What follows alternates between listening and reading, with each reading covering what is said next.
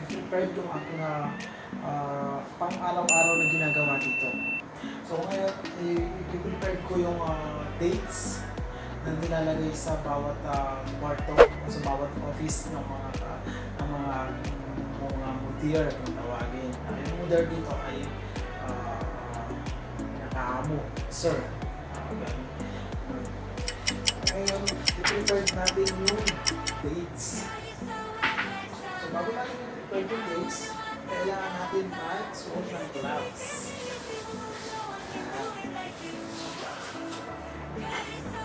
Dahil nga po 2 months kami may standby dito, yung huling pasok po ito ay kailangan kong palitan yung mga nilagay kong dates. So ito yung tinatawag kong dates. Ito yung dates na kung sa atin ay na-preserve na siya. Na-preserve na siya. Yun naman yung ilalagay ko dito sa bawat lalagyan. Ayan. Ayan. At ito naman yung ilalagay ko doon sa bawat office nila o sa bawat table nila. Ayan. So, sa sunod po na ating vlog, ay i-ano ko naman sa inyo kung paano niluluto yung tinatawag na gawa o Arabic coffee. Ayan. Ito ay ilalagay ko doon sa meeting room. Mamaya, papayata ko sa inyo ano sa inyo. Ang dates na ito ay yung kapartner nito ay yung gawa Arabic kung tawagin.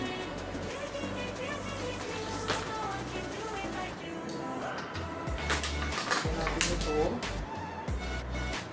At yan. Dahil wala pong pasok dito, piniprepared ko lang muna yung mga dapat i-prepared. Kasi by Sunday, this coming Sunday, papasok na daw yung mga mudir. Papasok na daw sila. Pero yung ibang employees, next week, alternate ang pasok nila dito. Ang unang papasok ay yung may mga katungkulan muna. Tapos, sa sunod na linggo, ang papasok na naman dito ay yung mga staff o yung sa office nagtatrabaho sa kanila. Ito yung ginagawa ko dito. Kung may mga meeting dito, ako rin po yung nag-prepare ng mga pagkain nila. Siniset up ko yung pagkain doon. So, pag may mga meeting outside, ako po yung nag-prepare ng pagkain nila.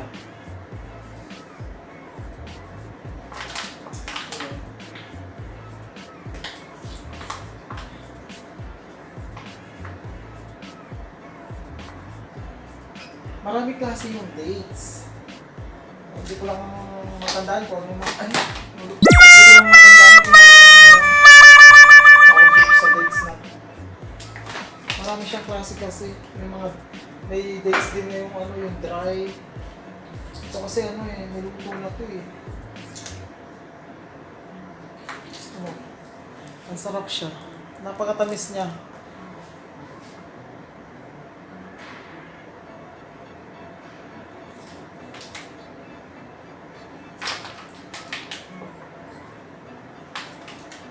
Ngayon dito ay 3 pa lang kami dito sa building nito ngayon.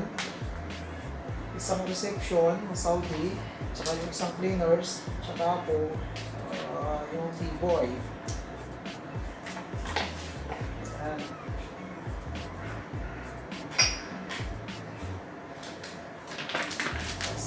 Ang trabaho ko dito araw-araw, ayan. Nagatimpla ng mga kape. Nagatimpla ng siyaan nila.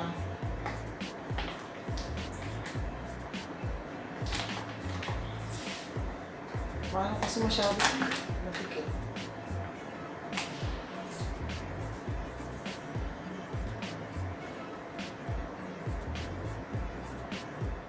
So, ito na yung aking referred kanina. Ito po yung meeting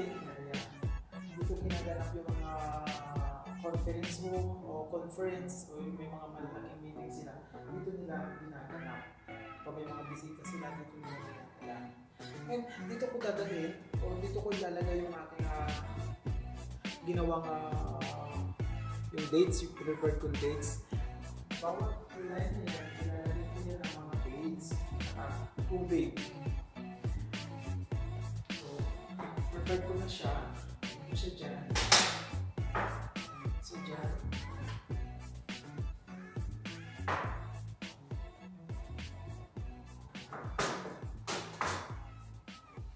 Yung mga nag-office na dito, hindi naman sila maka-arte. Wala dun sa, alam mo na,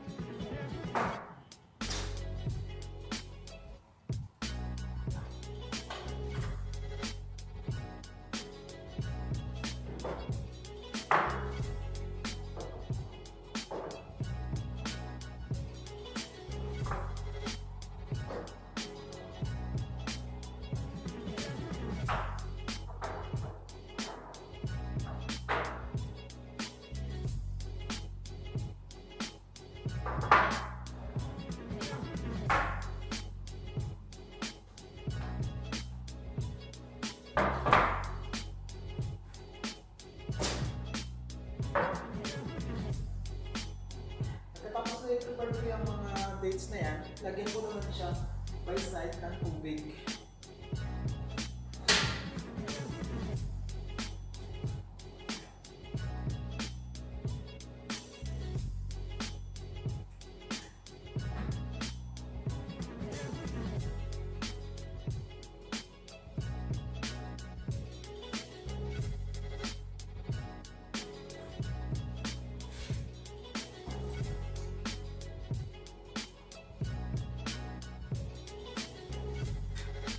Itong area na to, itong conference room na ay naka-soundproof.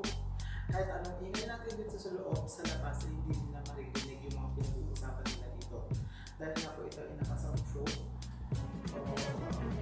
Yung mga meeting nilang napaka-sensitive, hindi nila basta-basta maririnig yung sa labas. Yung mga pinag-uusapan nila dito sa loob. Ito po yung kabuuan na view dito sa loob ng conference room. All white siya. Tapos may bintana dito sa labas. Yung view naman po niyan, ayan. Ayan ang labas niyan. Yung view niya.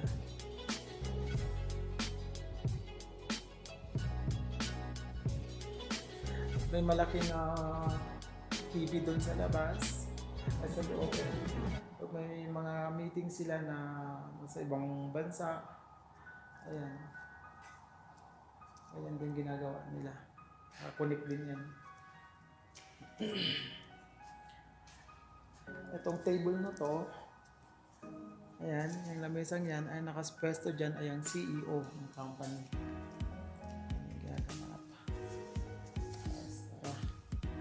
I-prepare naman natin yung tubig.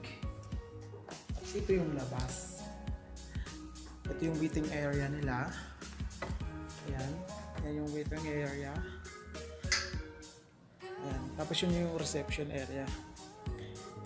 Tapos itong office na to ay secretary ng CEO.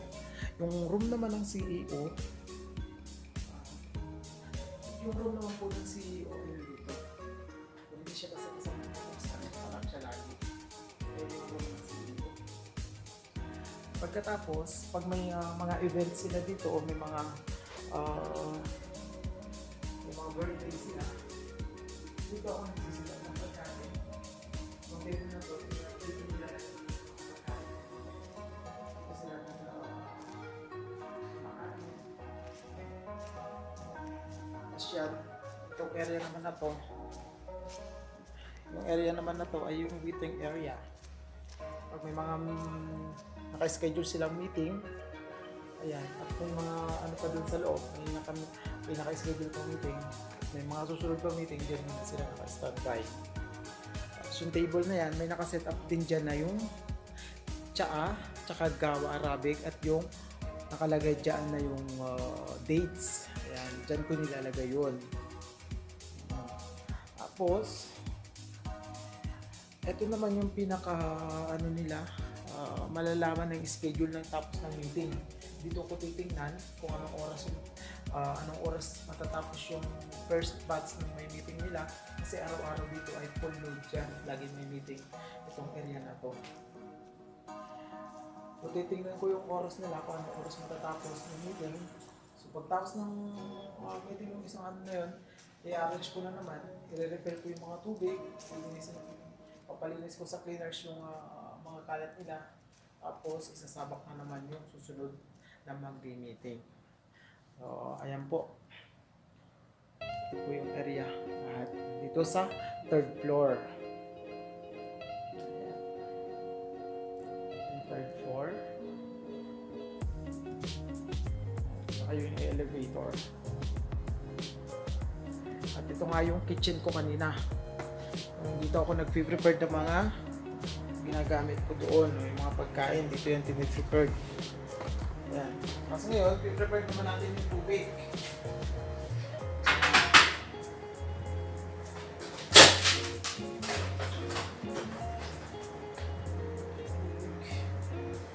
Lalagay naman natin sila na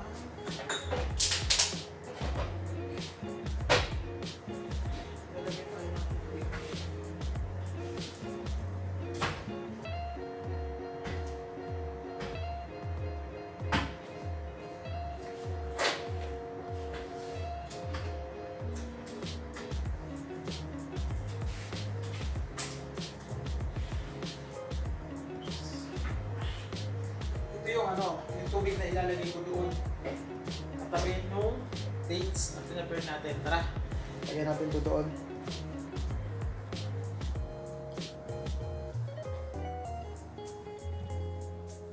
Ganun lang ang buhay ng Teaboy dito sa Saudi Arabia.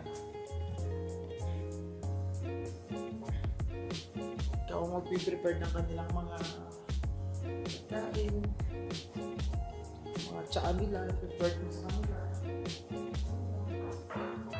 Set up ng mga ano nila. Kasi po, itong company pala nito ay Saudi Contractor Authority. Saudi Contractor Authority po. Ito yung mga nandito lahat ay mga engineer. So sila yung may mga project dyan na malaking building. Private na kaya ang government.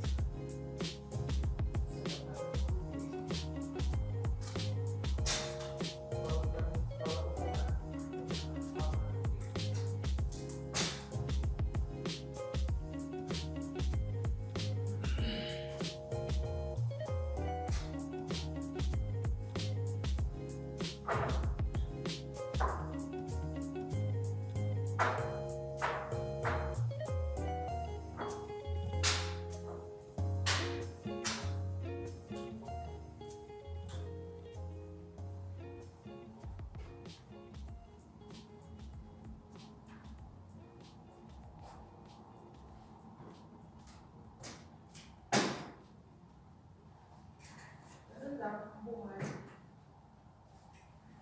Ang mahirap lang dito kasi pag may malaking meeting, may pa-cater sila, hindi na sila kumukuha ng mga meeting. Kung na nagsiset up ng pagkain na pagkain sa mga visitor.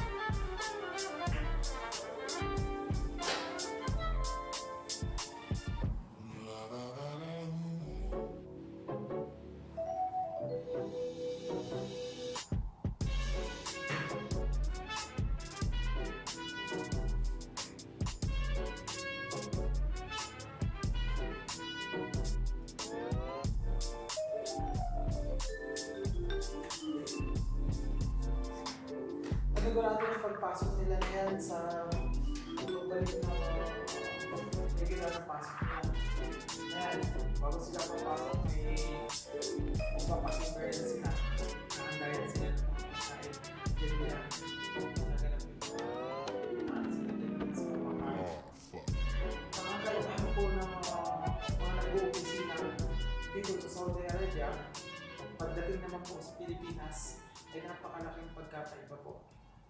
Hindi ko naman po nilalahat yung tao. Kasi pag sa Pilipinas po kasi pag sinasabi sa opisina ka yung sa akin lang yun medyo, yung iba medyo maarte, napaka, ano yun. Pero dito wala. Yung mga nag-opisina dito, makakasama mo lang yung engineer, makakasama mo sila. Parang wala lang. Hindi sila ganun napakasimpleng tao lang nila. Kaya, ang turing dito sa mga mga Teaboy cleaners, pantay-pantay sila. Walang diskriminasyon dito sa Saudi Arabia. Opo. So bakit sumobra yung upuan? Ano nangyari? Kaya natin ito sa video.